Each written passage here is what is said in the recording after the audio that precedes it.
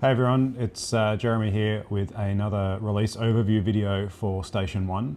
This week we're looking at the release version 0.24, where we have done some feature additions to the platform, as well as a significant amount of work just reviewing our general views for both dark mode and mobile responsive, where people are using particularly the admin console on mobile devices, and there were some screens that were most definitely not displaying correctly, so that's all been addressed. But we'll jump in and take a look at some of the features that we have included in this release. First up is a requested change to our events booking system. So we now, in a new event, we offer a function event type. So basically what this will do is allow for a external access to RSVP alongside adding any additional guests and catering requirements or dietary requirements for those additional guests that may be attending the event. So this is looking at things like brigade or unit functions, annual dinners, and being able to capture that data directly into the platform and then export it out as necessary for your records. So if we come in and have a look at our annual dinner test event that we've got here, so it's a function and it's catered, we can see we've got this public RSVP link that's available once we turn on the public settings. So you can see on that link we get some details about the event, date and time and all of that kind of stuff. We can put in the name and email address of the person who's RSVPing, and then we can also add any dietary requirements and then start adding their guests. So basically, if someone's bringing a partner or something, they can pop that information into here and submit their RSVP. That's all captured back. They get a confirmation email to say that they have RSVP'd to the event. And then the one thing you'll notice that's different now is that we have a guest list section down the bottom of the event. So you can see that we've got one member and one external person who is attending this. We've got two guests, so they're both bringing an extra person, so Samantha and wife. So that's 4 in total, and we can see those dietary requirements starting to appear in this guest list table down here as well. We can also see in our standard attendance section over here that obviously this person is a member and they are attending. They have indicated per the guest table that they're bringing an extra person, but we can also see the RSVPs coming in from those external users who are using that public RSVP form as well. So hopefully this meets the requirements that Brigades had requested with regards to being able to create and capture attendance and catering requirements for some more of those specific function or annual dinner type events. And that's obviously live now just by selecting the function type when creating a new event. So as in previous versions, the meeting is also a special type which changes to support the apology system.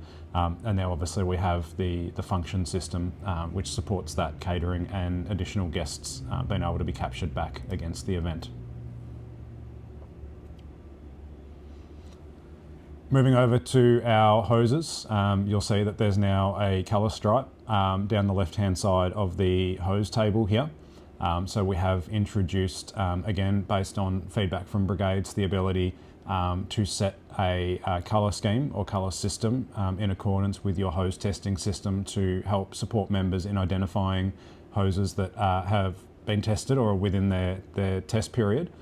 So pretty easy to use. In our more actions menu now, we've now got our hose test colour. So if we open that up, we can set it to just a fixed colour and then change that ad hoc as required. So we could set it to blue, and then next year when we do our hose testing, we could set it to yellow or something like that. Or we have the option to use the colour schedule. So this is following our hose test intervals. So at the moment in the test environment, our hose test intervals are set 6 monthly.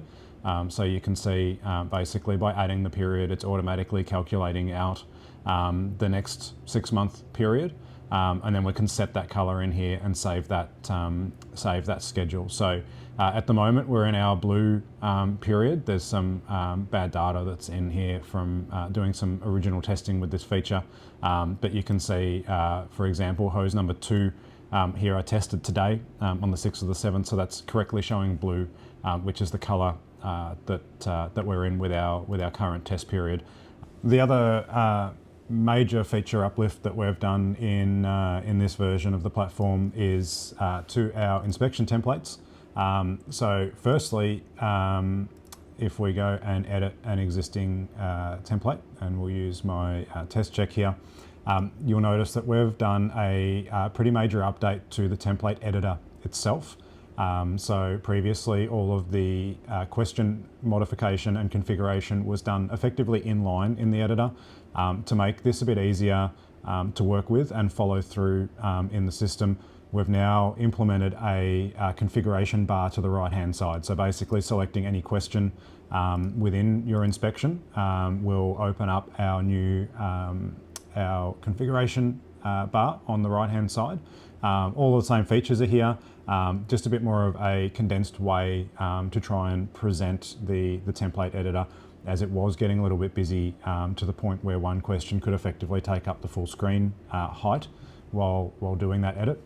So looking at various different options, this is a format that we've used before in some other platforms, and we felt that this may best lend itself to the StationOne platform of being able to configure those questions. We've got the duplicate. We can still move around our question into other sections and things like that. This template obviously only has a single section, but we can move that question around into other sections. As I said, all the other items are here, and will dynamically show the options as you select them within the configuration bar there.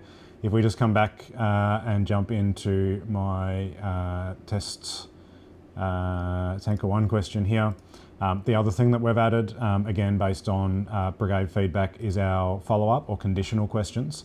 So you'll see this question here is a pass-fail type, and down the bottom here we've now got our follow-up question section. So effectively, if the answer is a fail in this scenario of a pass and fail, then we can ask the member if they restocked it. So we might ask this for, sufficient bottled water on the truck.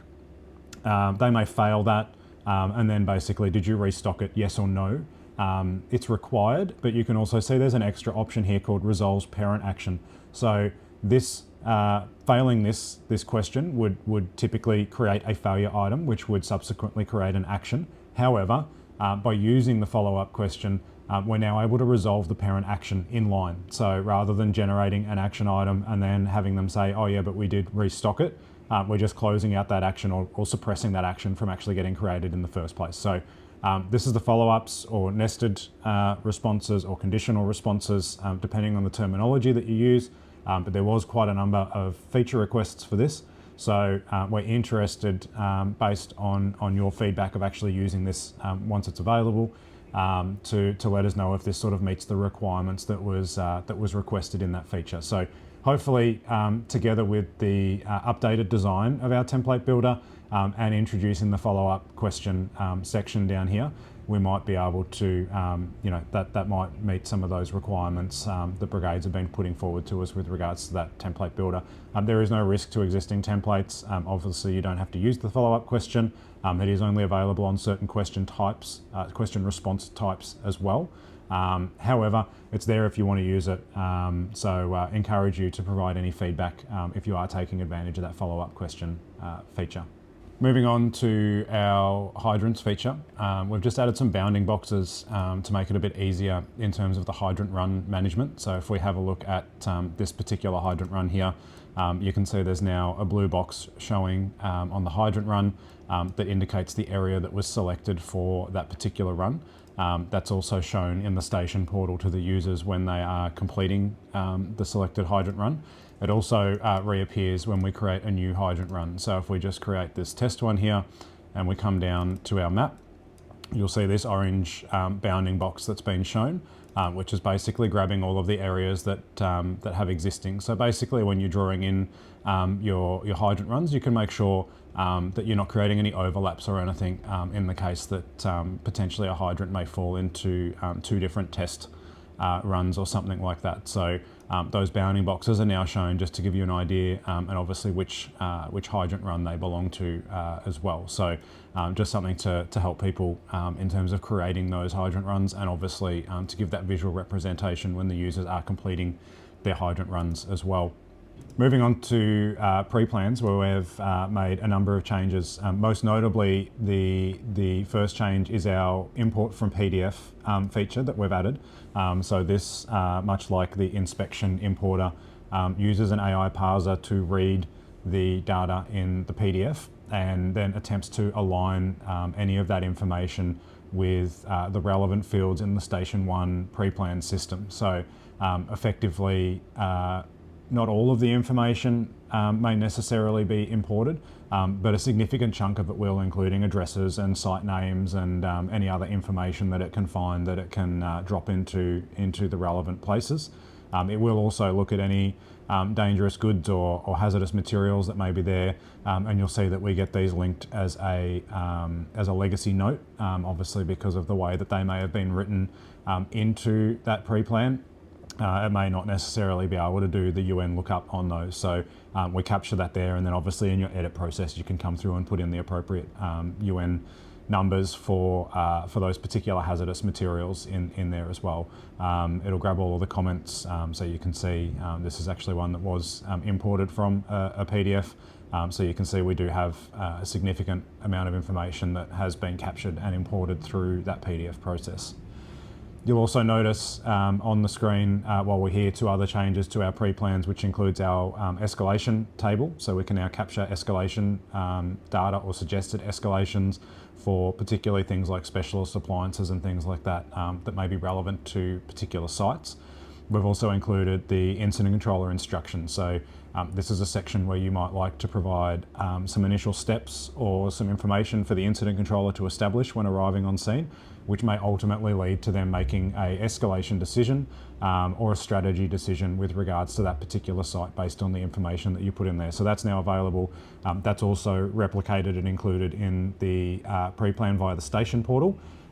So equally, if it is another brigade that's supporting you and they happen to end up on scene first, they will have access to that information as well, including any escalations there that may be available.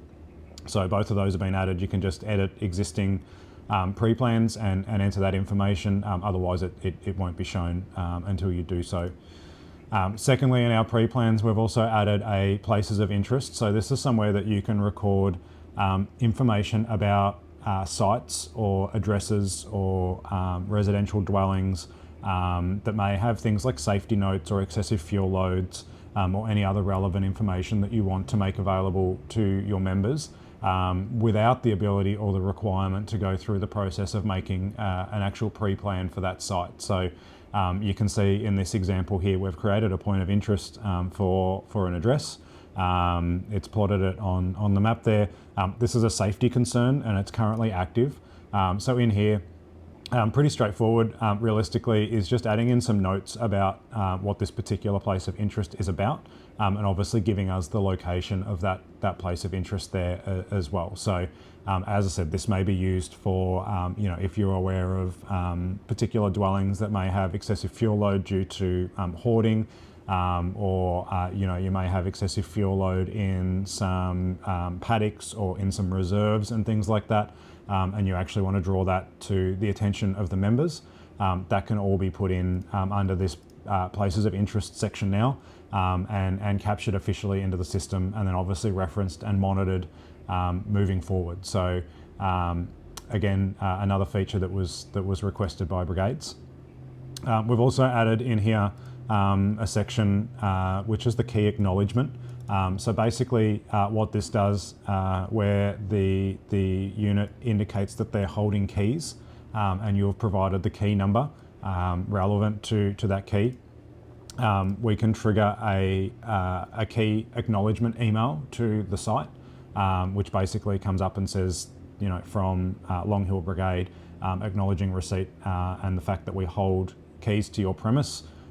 This is the key peg number that we have for those keys, and then that will go green and mark itself as acknowledged. So obviously for this to work, the brigade has to hold the keys, provide the key number, and also put in an email address for the site contact, at which point that feature will become available. I think this one here you can see has actually been acknowledged. So this is key peg number 20, and we can see here that this was acknowledged by Joe, and Joe is one of the site contacts if we go into here, we can see Joe as the primary emergency contact.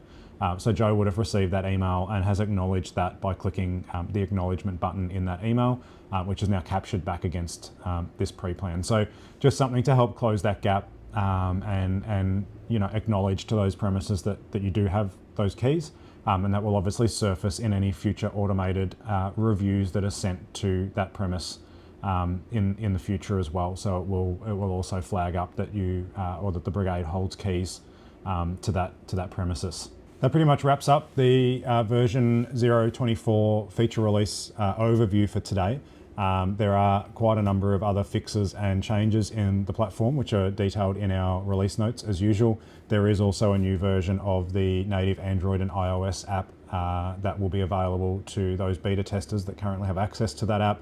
We have added the hoses and a couple of other things, fixed some bugs and various other issues within the app that we've got from feedback. So thank you to those people who are testing the native app. We do appreciate it. And obviously we are actioning that information that you're providing back to us with regards to that native app with a view to having that released in the very near future for general availability. However, that wraps it up for today. We'll be back in a week's time with the next release of the StationOne platform. Thank you.